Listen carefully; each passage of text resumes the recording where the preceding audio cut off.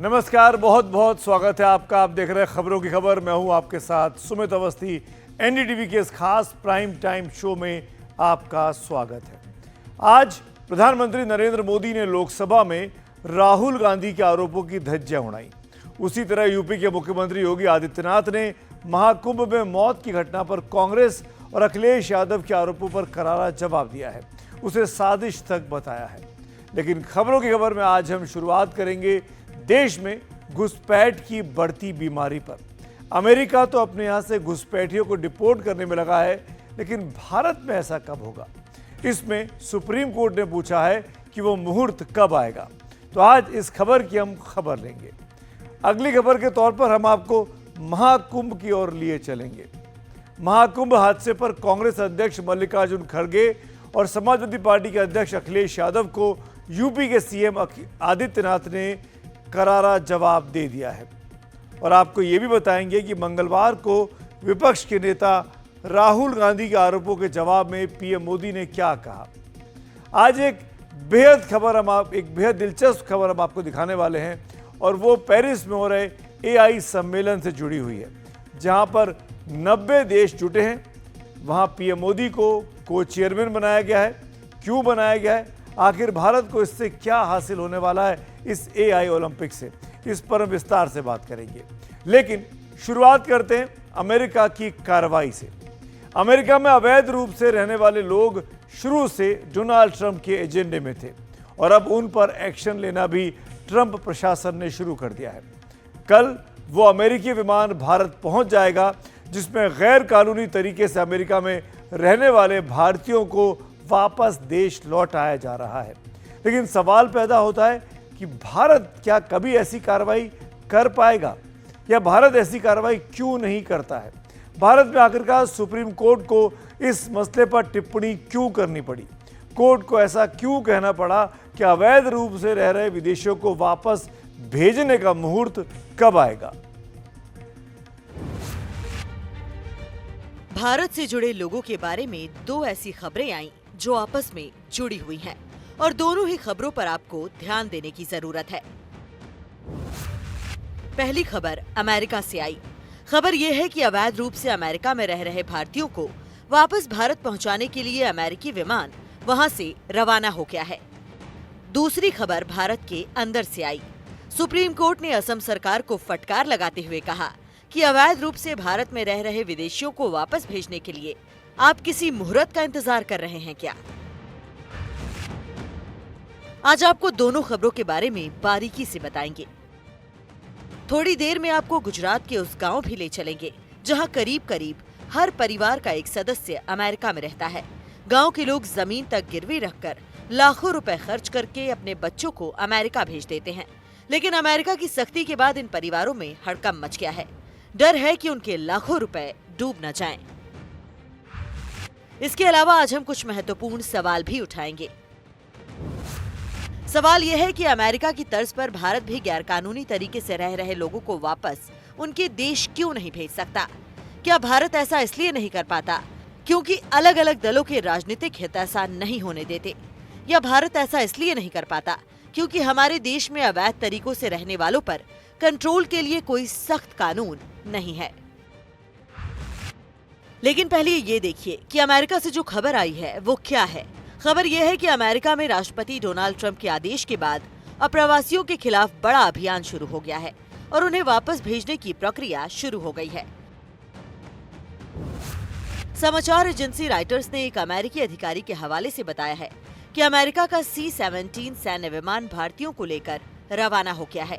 विमान में कितने भारतीय हैं ये अभी साफ नहीं है। खबर है कि अमेरिका के पास 18,000 अवैध भारतीयों की लिस्ट है, और ट्रंप के सत्ता में आने के बाद 1700 ऐसे भारतीयों को हिरासत में लिया गया है। अमेरिका में अलग अलग देशों के 15 लाख ऐसे लोगों की लिस्ट तैयार की गई है। माना जा रहा है कि कुल मिलाकर अमेरिका में 7,25,000 अवैध भारतीय हैं। ट्रंप की वापसी के बाद भारतीयों को भेजने की ये जो प्रक्रिया शुरू हुई है, इसमें भारत और अमेरिका दोनों देशों की सहमति है। तो आपके मन में ये उत्सुकता होगी कि आखिरकार कुल कितने भारतीय अमेरिका में और कितने अवैध तरीके से रह रहे हैं। तो अमेरिका में भारत से जुड़े लोगों की अच्छी खासी तादाद है। अमेरिका में रहने वाले भारतीय वहाँ की राजनीति, वहाँ की सोसाइटी और वहाँ की इकोनॉमी को भी प्रभावित करते हैं। लेकिन अमेरिका में भारत से जुड़े कुछ आंकड़े देश की छवि बिगाड़ते भी हैं। हम आपको आंकड़ों में दिखाते हैं। अमेरिका में करीब 45 लाख से अधिक भारतीय वहाँ पर रहते हैं। वहाँ पे 12 लाख लोग ग्रीन कार्ड हासिल कर चुके हैं। 3 लाख भारतीय ऐसे हैं जो H1B वीज़ा लेकर वहाँ पर रह रहे हैं। 5 लाख से अधिक भारतीय छात्र अमेरिका में पढ़ाई करते हैं अलग अलग कोर्सेज में। यहाँ तक तो बिल्कुल आंकड़े ठीक हैं, लेकिन ये जो आंकड़ा है ये चिंता करने वाला है। 7,25,000 की पहचान अवैध प्रवासी के तौर पर है, जो वहाँ पर अवैध तरीके से पहुँचे हुए हैं, जिनके पास रियल ओरिजिनल डॉक्यूमेंट्स नहीं हैं अपनी नागरिकता को लेकर, ये बताने को लेकर कि वो अमेरिका की सिटीजनशिप पा चुके हैं या पाने की कोशिश कर रहे हैं। इनमें से 18,000 लोग ऐसे हैं जो अपनी कानूनी लड़ाई हार चुके हैं, यानी कि वहाँ के कोर्ट में ये साबित हो गया है कि वो अवैध तरीके से, गलत तरीके से अमेरिका में पहुँचे थे। अब वो डंकी बनकर पहुँचे जैसा कि उस फिल्म में दिखाया गया था, या कागजात गलत तरीके से पहुँचे, कैसे पहुँचे ये अलग मामला है। लेकिन कुल मिलाकर 18,000 ऐसे भारतीय वहाँ पर पहुँचे हैं जो अमेरिकी कोर्ट में साबित हो गया है कि वो गलत तरीके से आए हैं। दो देशों के रिश्ते आपसी समझ पर निर्भर होते हैं और भारत पहले भी कह चुका है कि वो अवैध रूप से रह रहे प्रवासियों को वापस बुलाने पर राजी है। लेकिन भारत की शर्त यह है कि जिन लोगों को वापस वहां से हिंदुस्तान भेजा जा रहा है, ऐसे करीब 205 लोगों को लेकर वो विमान उड़ा है अमेरिका से, इन 205 लोगों के भारतीय होने के सबूत अमेरिका के प्रशासन के पास होने चाहिए। मतलब भारत ये कह रहा है कि अमेरिका ये साबित करेगा कि जब वो नागरिकों को भारत के हवाले करेगा तो सबूत के साथ करेगा कि वो भारतीय ही हैं, किसी और देश की नागरिक नहीं है। जाहिर है इस मुद्दे पर अमेरिका के साथ भारत का कोई टकराव फिलहाल तो नहीं होता दिख रहा, लेकिन उन भारतीय परिवारों में चिंता ज़रूर होगी जिनके अपने जाने अनजाने गलत तरीके से अमेरिका में अब तक रह रहे थे।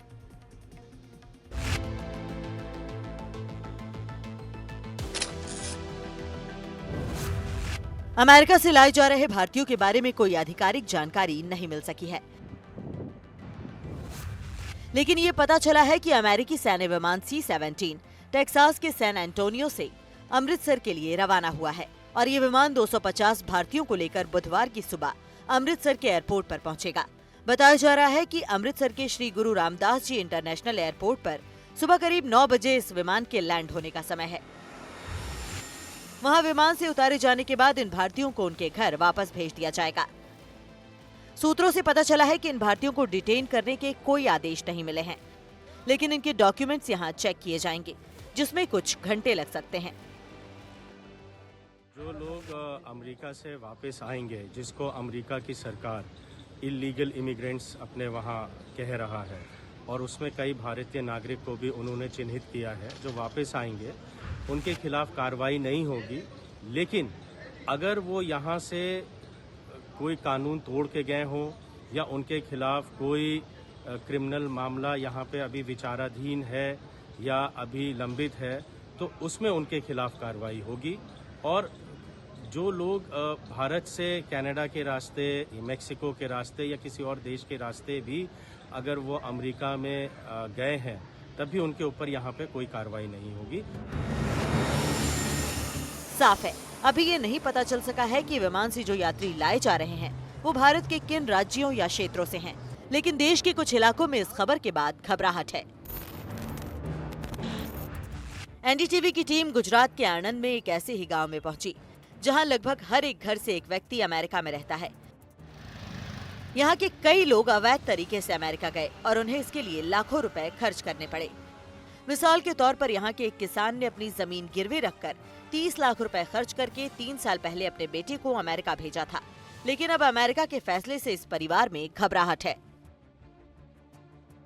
मेरे लड़के को 3 साल से अमेरिका भेजा है पढ़ाई के लिए, और मेरी यहाँ की सब जमीनें गिरवे रख दी है और उसको भेजा है। तो ट्रम्प सरकार ने नियम जो लाया है, अब हमारा क्या होगा इससे?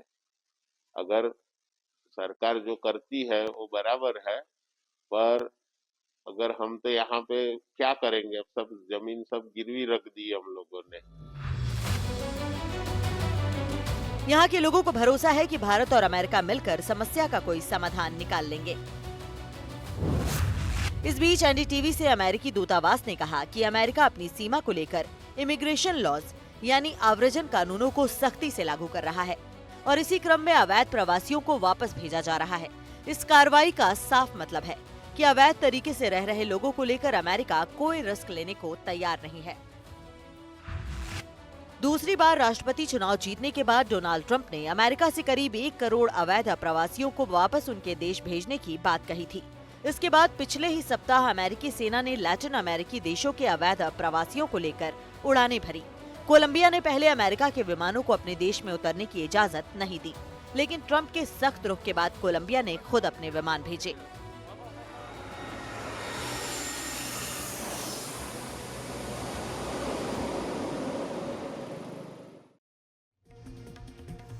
तो एक तरफ जहां अमेरिका अवैध तरीके से रह रहे भारतीयों को वापस भेज रहा है, वहीं भारत में सुप्रीम कोर्ट को यह कहना पड़ रहा है कि अवैध घुसपैठिए भारत से बाहर क्यों नहीं भेजे जाते। सुप्रीम कोर्ट को आज यहां तक कहना पड़ा कि अगर आपको अवैध रूप से रहने वाले विदेशियों को का गांव या मोहल्ला नहीं मालूम है तो उस देश की राजधानी में उनको लौटा दीजिए, भेज दीजिए और उस देश को तय करने दीजिए कि अपने नागरिकों को वो कहां शिफ्ट करेगा। आइए आपको बताएं कि सुप्रीम कोर्ट ने ऐसा क्यों कहा और भारत क्यों इस समस्या को दूर नहीं कर पा रहा।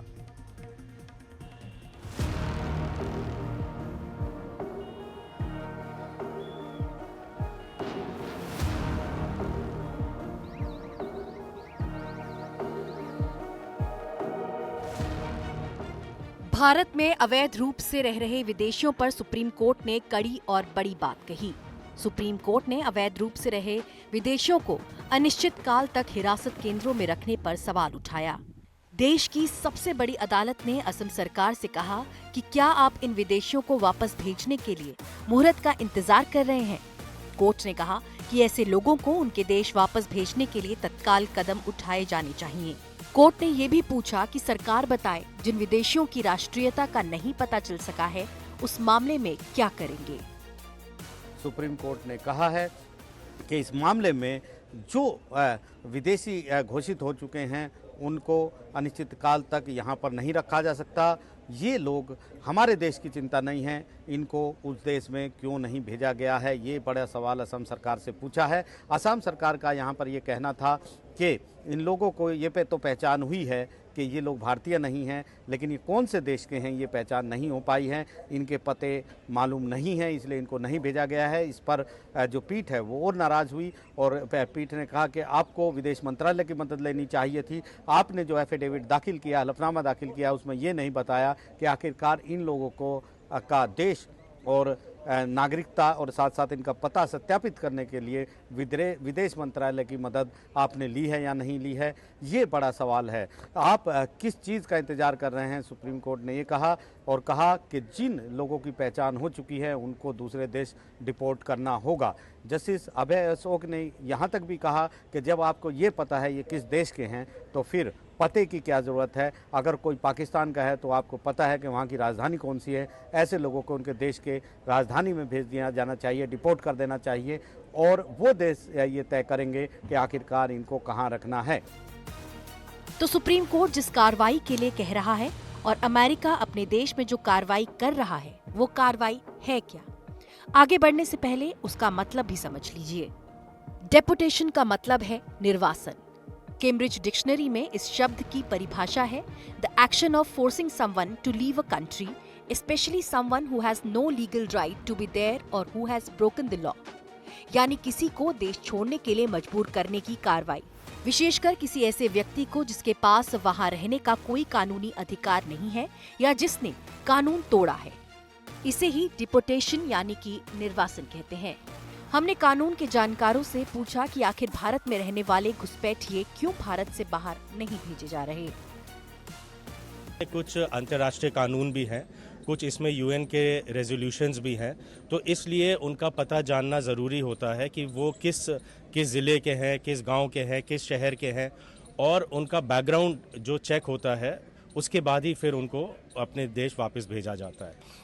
जी, लेकिन सबसे बड़ी बात यह है कि क्या कई केस हमने देखे यहाँ पर आए हैं जहाँ पर जो दूसरा देश है वो उनको लेने को तैयार नहीं है, जहाँ के वो मूल निवासी बताए गए हैं। सपोज करिए कि कोई बांग्लादेशी यहाँ डिक्लेयर हुआ है, लेकिन बांग्लादेश उनको लेने को तैयार नहीं है, तो किस तरह से सरकार आगे बढ़ सकती है? देखिए, अगर कोई भी देश अगर इस चीज़ को डिनाई करता है कि ये जो नागरिक जिसको आप हमारे देश का नागरिक बता रहे हैं वो मेरे देश का नागरिक नहीं, और अगर उनको लेने से मना करता है, तो उस परिस्थिति में भारत सरकार को कुछ कानूनी कार्रवाई करने के बाद उनको भारत की ही नागरिकता देनी पड़ेगी। एक आंकड़े के मुताबिक भारत में गैर कानूनी तरीके से रह रहे बांग्लादेशियों की संख्या करीब 1,10,000 है। ये ऐसे लोग हैं जो भारत में वीजा लेकर आए, लेकिन वीजा की तारीख निकल जाने के बाद भी अवैध तरीके से यहीं रह रहे हैं। तो आखिर भारत में रह रहे अवैध विदेशियों को निकालने में सरकारें नाकाम क्यों रही हैं? इसमें सुप्रीम कोर्ट को हस्तक्षेप क्यों करना पड़ रहा है? भारत में अवैध रूप से रह रहे विदेशियों का मुद्दा चुनावी एजेंडा भी बनता है। ऐसे मुद्दे के हिट या फ्लॉप होने को लेकर विश्लेषण भी होते हैं, लेकिन सच में इस समस्या को दूर करने के लिए कोई राजनीतिक महत्वाकांक्षा दिखाई जाती है क्या? Bureau report, NDTV India. और आइए अब बढ़ते आज की अगली खबर की ओर, जो कि संसद भवन से आ रही है। प्राइम मिनिस्टर नरेंद्र मोदी ने आज इस साल का अपना पहला भाषण संसद में दिया। लोकसभा में करीब 1.5 घंटा लंबा भाषण दिया और इस दौरान बिना नाम लिए विपक्ष के अलग अलग राजनीतिक हमलों का उन्होंने जवाब भी दिया।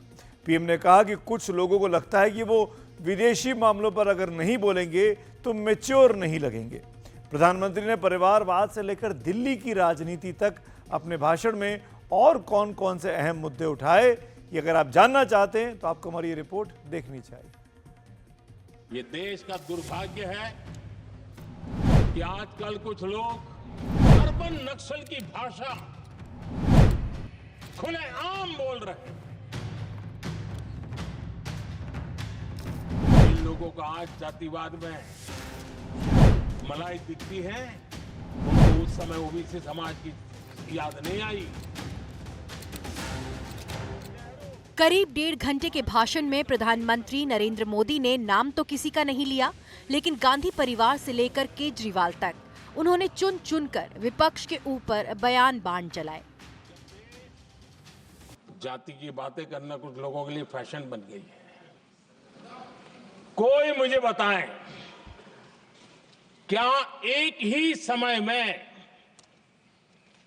संसद में एससी वर्ग के एक ही परिवार के 3 सांसद कभी हुए हैं क्या? एससी वर्ग के एक ही परिवार के 3 सांसद कभी भी हुए क्या? जो लोग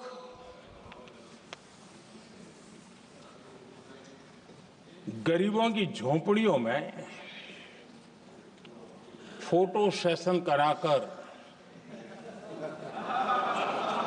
अपना मनोरंजन करते रहते हैं, उन्हें संसद में गरीबों की बात बोरिंग ही लगेगी।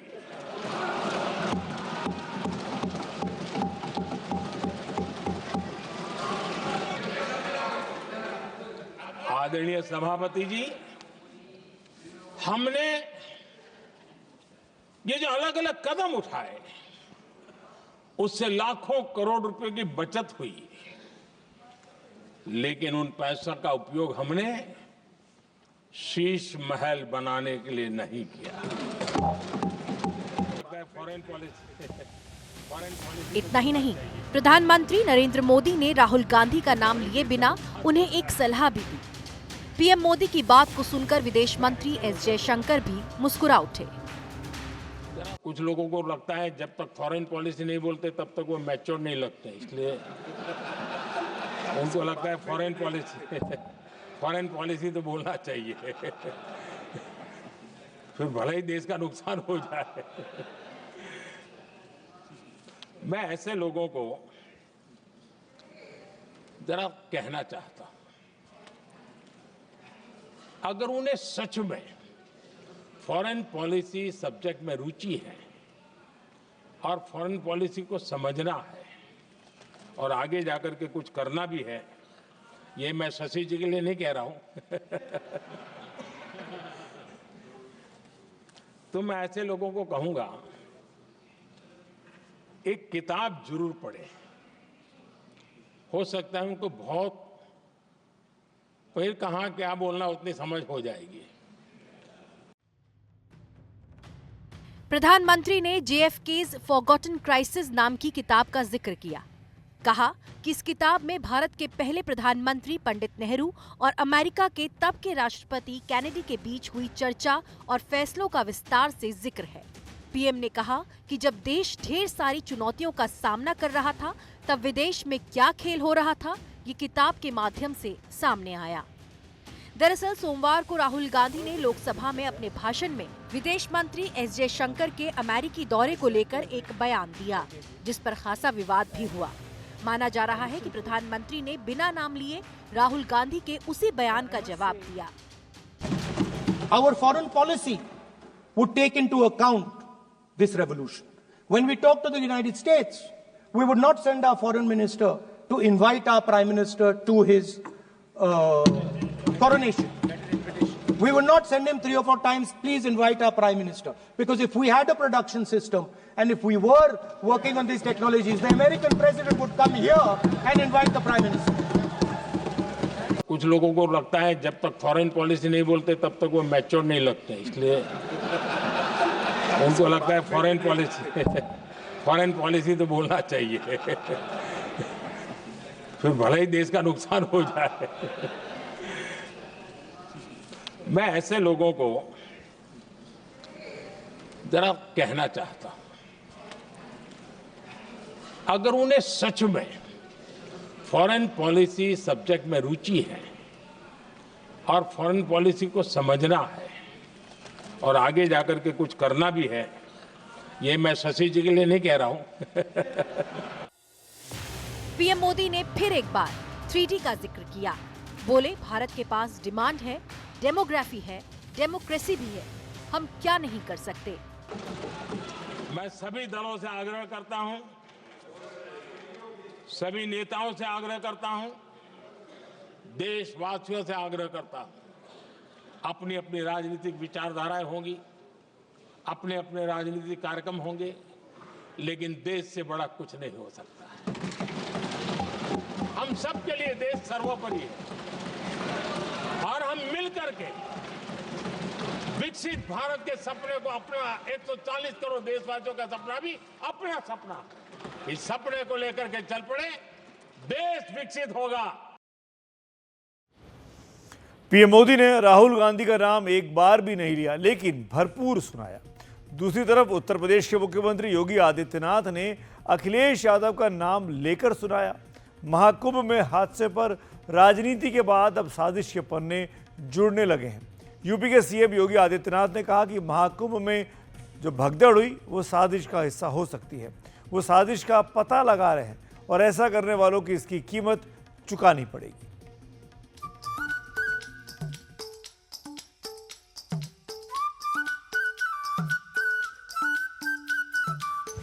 खोया पाया केंद्र ही लोगों को तो नहीं मिल रहा है, जो खोया पाया केंद्र था उसको भी लोग पा नहीं पा रहे, ढूंढ नहीं पा रहे।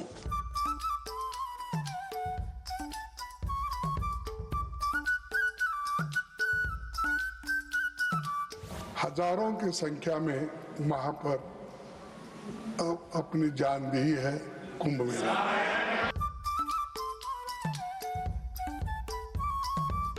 कांग्रेस अध्यक्ष का यह कहना कि प्रयागराज कुंभ में मौनी अमावस्या के दिन हजारों लोग मर गए। कांग्रेस देश की जो सबसे पुरानी पार्टी है, उसके अध्यक्ष से अपेक्षा की जाती है कि वो एक मर्यादित बयान देश की संसद में रखें। शरारत, झूठ, दुष्प्रचार, साजिश, गिद्ध दृष्टि, सनातन की सुपारी, लीडर नहीं रीडर, ये वो शब्द हैं जिनके इस्तेमाल से उत्तर प्रदेश के मुख्यमंत्री योगी आदित्यनाथ ने ये बताने की कोशिश की कि कैसे संसद में बैठकर उनके विपक्षी सरासर झूठ बोल रहे हैं।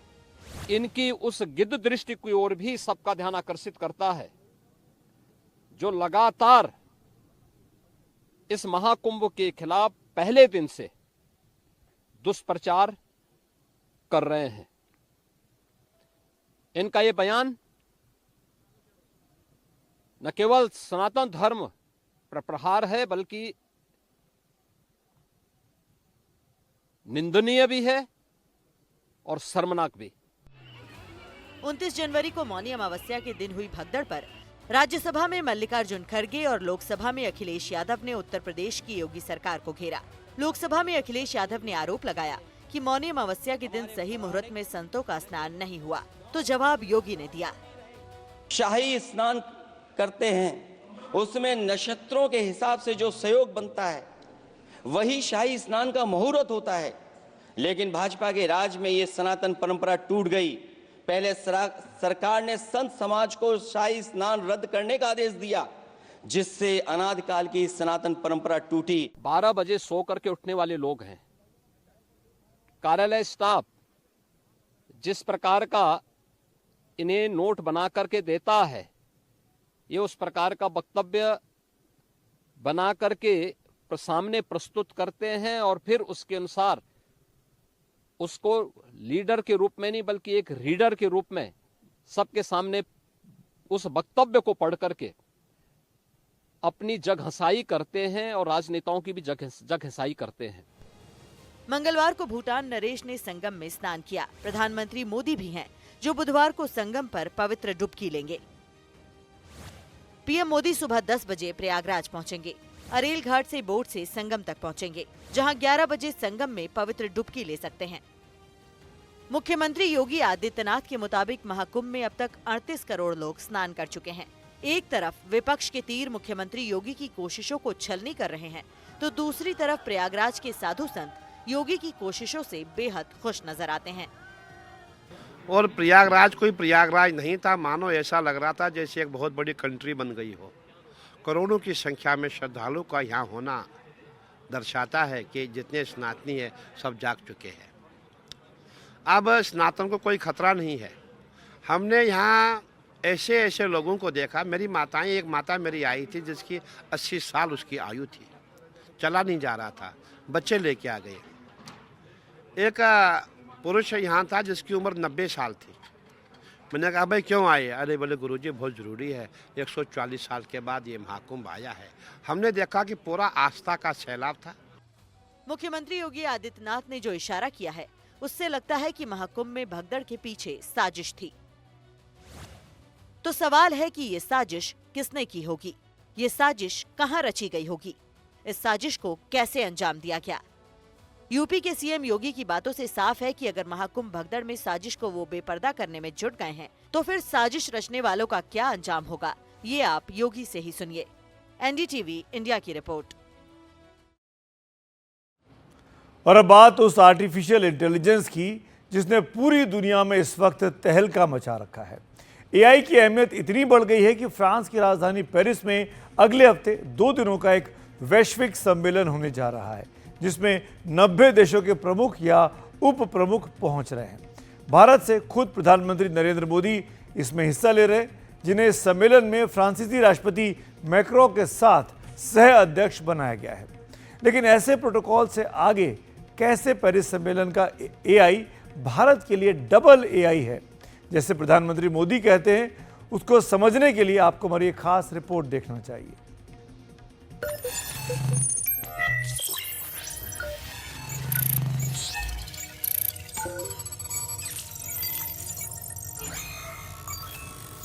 दुनिया पर सिक्का उसका ही चलेगा जिसके हाथों में आर्टिफिशियल इंटेलिजेंस यानी एआई की ताकत होगी।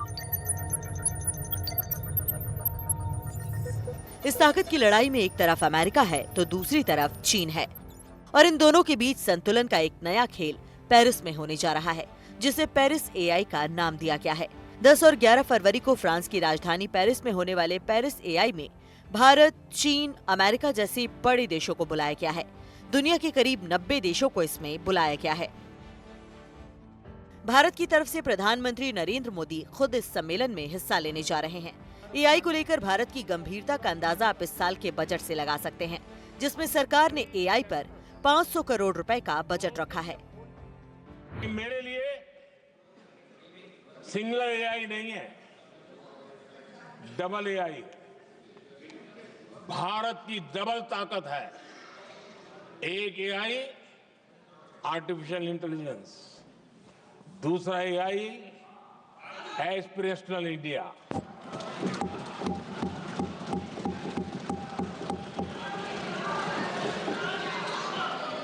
हमने स्कूलों में 10,000 टिंकरिंग लैब्स शुरू किए और आज उन टिंकरिंग लैब से निकले बच्चे रोबोटिक्स बना करके लोगों को चकित कर रहे हैं। भारत की अहमियत इस पेरिस एआई एक्शन समिट में इस बात से बढ़ जाती है कि प्रधानमंत्री नरेंद्र मोदी इस सम्मेलन के सह अध्यक्ष होंगे। फ्रांसीसी राष्ट्रपति इमैनुअल मैक्रों को लगता है कि भारत को एआई के मामले में अहम भूमिका निभानी है। मैक्रों ने भारत को एक महत्वपूर्ण देश माना जो एआई के विकास और उसके दुरुपयोग पर रोक में सार्थक भूमिका निभा सकता है। अमेरिका और चीन में एआई के लिए छिड़े युद्ध जैसी स्थिति में भी भारत की भूमिका काफी अहम हो जाती है। साथ ही पीएम मोदी की मौजूदगी भारत की तकनीकी ताकत को ग्लोबल फोरम पर उभारने के लिए एक मौका देगी। पेरिस सम्मेलन में अमेरिका के राष्ट्रपति डोनाल्ड ट्रंप निमंत्रण के बावजूद नहीं जा रहे हैं, बल्कि उनकी जगह उनके उपराष्ट्रपति वहां पहुंचेंगे। लेकिन प्रधानमंत्री मोदी का खुद वहां जाना इस बात को साफ करता है कि भारत एआई के विकास और उसके इस्तेमाल के कायदे कानूनों को लेकर कितना गंभीर है।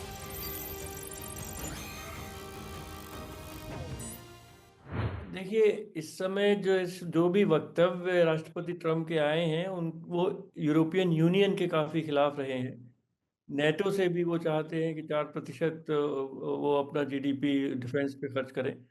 तो वो इस समय पेरिस नहीं जाना चाहेंगे, और क्योंकि वो प्रेसिडेंट मैक्रोन से मिलना होगा और नेताओं से मिलना होगा, मैं समझता हूँ कि वो उसको अवॉइड करना चाहते हैं। भारत के लिए एक ये बहुत गौरव की बात है कि भारत को प्रेसिडेंट मैक्रोन ने समिट के लिए इनवाइट किया और प्रधानमंत्री नरेंद्र मोदी को ये समिट को को-चेयर करने के लिए भी उन्होंने एक निमंत्रण दिया है। तो ये 2 चीज़ें दर्शाता है कि भारत और फ्रांस के संबंध बहुत अच्छे हैं, और भारत का आर्टिफिशियल इंटेलिजेंस के क्षेत्र में जैसे आगे बढ़ रही है दुनिया, उसमें एक बहुत प्रमुख स्थान रहेगा।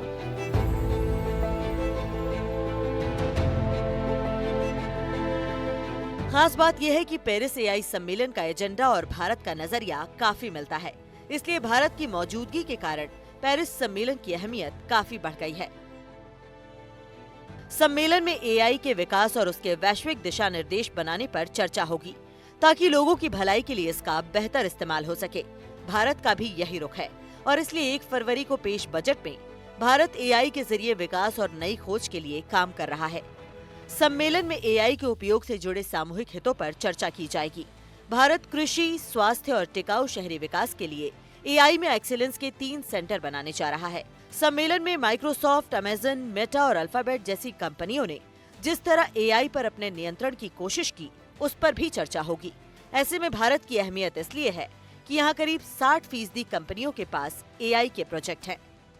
देखिए, तकनीक में जितने ज्यादा देशों से जुड़कर आप साझेदारी बनाते हैं, उतना ही आसान होता है। और यूरोप के देशों को भी ये साफ नजर आता है कि भारत जो है वो तकनीक में बहुत सस्ते दामों पर चीजों को तैयार कर पाता है और बहुत बड़े स्केल पर उनको लागू करता है। तो भारत का अपना एक तरह से खासियत है तकनीक के मामले में। तो यूरोपीय देशों से जुड़कर भारत भी एआई में अपनी जगह बनाना चाहता है। तो प्रधानमंत्री की वहां यात्रा और वहां शामिल होने से जाहिर है कि कई नए अवसर और आयाम खुलेंगे, जिससे यूरोपीय देशों के साथ भारत की साझेदारी है वो दोनों तरफ से फायदेमंद होनी चाहिए। और ऐसी उम्मीद करते हैं कि जब भारत का पूरा ध्यान अब किस तरह से एआई को लेकर आगे बढ़ना है इस पर हो चुका है, तो यूरोप के देश सबसे पहले हिस्सेदार बनने की इस तरह से कोशिश जो है वो कुछ असर लाने की उम्मीद कर सकते हैं। दरअसल फ्रांसीसी राष्ट्रपति मैक्रो ने अमेरिका और चीन के बीच एआई पर बैल दौड़ को रोकने के लिए एक पहल कर दी है। अब देखिए कि 2 दिनों के एआई मंथन से कितना अमृत और कितना जहर निकलता है।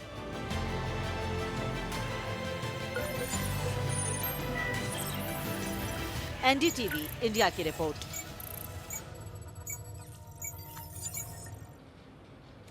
हम आपको आगे बताएंगे कि इस वक्त कैसे दुनिया के दो मुल्क अमेरिका और चीन में एआई पर जंग छिड़ी हुई है।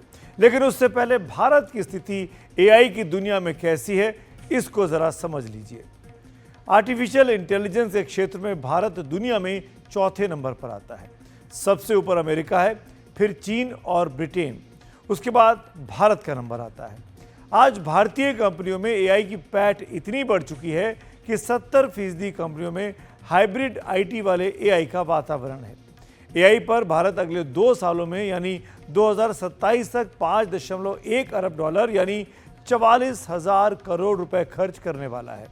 वहीं 2030 तक भारत में एआई से 33,80,000 करोड़ रुपए बरसने की भी संभावना है। इतना ही नहीं, अगले 2 साल में भारत में एआई से टेक्नोलॉजी के क्षेत्र में करीब 1,20,000 नौकरियां मिलने की भी उम्मीद है। तो जहां भारत सदे पांव से एआई की दुनिया में अपने कदम बढ़ा रहा है, वहीं इस वक्त अमेरिका और चीन में यह होड़ लगी है कि एआई की बादशाहत किसके पास रहेगी। डीपसेक के बाद यह जंग और तीखी होती जा रही है। देखिए ये खास रिपोर्ट।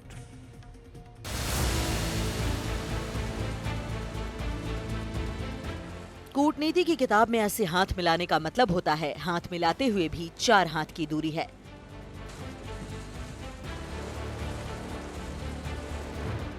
अमेरिका में डोनाल्ड ट्रंप की ताजपोशी के बाद से ही चीनी राष्ट्रपति शी जिनपिंग से उनके टकराव के कई अहम कारणों ने सुर्खियां बटोरी, टैरिफ से टेक्नोलॉजी तक, जिनमें एआई का मामला सबसे अहम है। चीनी एआई डीप सीक के आते ही अमेरिका में भूचाल मच गया। ये स्वाभाविक था, क्योंकि डीप सीक 1 हफ्ते के भीतर ही अमेरिका में सबसे ज्यादा लोकप्रिय हो गई। पूरी तरह मुफ्त होने के कारण इसको सबसे ज्यादा लोगों ने अमेरिका में ही डाउनलोड किया। गूगल प्ले स्टोर पर ही ये टॉप रेटेड फ्री ऐप बन गया। इसके कारण अमेरिकी कंपनी एनवीडिया के शेयरों में इतनी गिरावट हुई कि उसके $600 अरब डूब गए, यानी 50 लाख करोड़ रुपए से ज्यादा रकम स्वाहा हो गई। और खास बात यह है कि ये सिर्फ $1.3 अरब में ही बना था।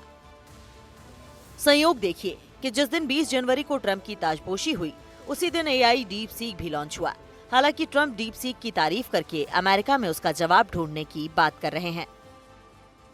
This is very unusual when you hear a deep seek, when you hear somebody come up with something. We always have the ideas, we're always first. So I would say that's a positive. That could be very much a positive development. So instead of spending billions and billions, you'll spend less and you'll come up with hopefully the same solution. America का राष्ट्रपति बनने के अगले ही दिन Donald Trump ने सबसे बड़े AI network तैयार करने का ऐलान किया था, जिसका नाम स्टारगेट रखा गया। इसे चैट जीपीटी के निर्माता की तरफ से ओपन एआई ही ओरेकल और सॉफ्टबैंक के साथ मिलकर तैयार करेगा। इसमें $500 अरब तक का निवेश करने की बात है। प्रारंभिक निवेश $100 अरब होने की उम्मीद है और ये राशि 5 गुना तक बढ़ सकती है। इसके जरिए अमेरिका टेक्सास में डाटा केंद्रों और बिजली उत्पादन की आवश्यकता को पूरा करने के लिए काम शुरू करेगा, ताकि तेजी से विकसित हो रहे एआई का और विकास किया जा सके। हालांकि ट्रंप के सबसे करीबी एलॉन मस्क ही इसमें अड़ंगा लगा रहे थे।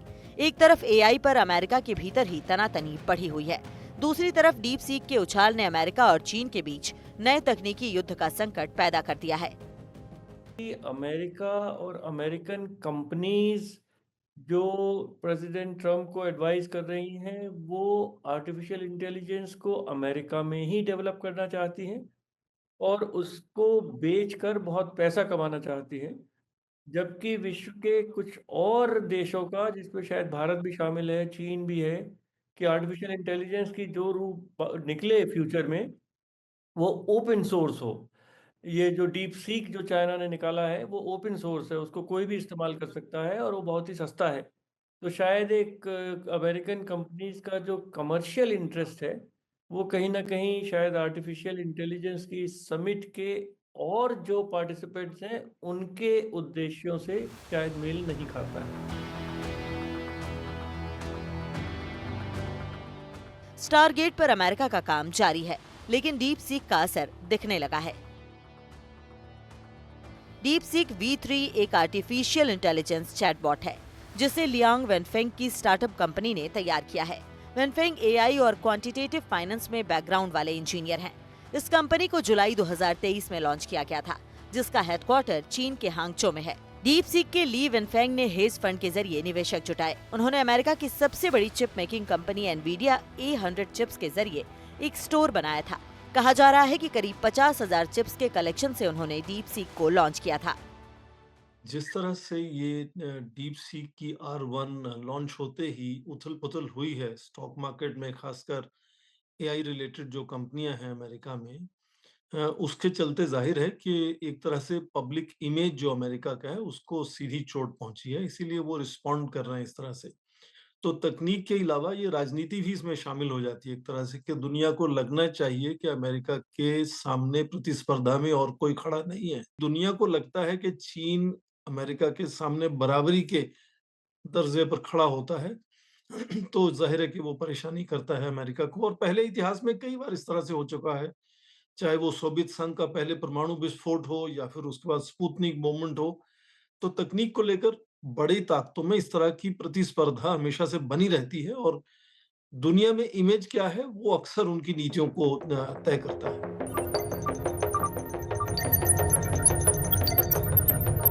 अब बात वहीं आकर ठहर जाती है कि कैसे आर्टिफिशियल एजेंसी की दो बड़ी ताकतों के बीच दुनिया अपने लिए जगह ढूंढ रही है। एनडीटीवी इंडिया की रिपोर्ट।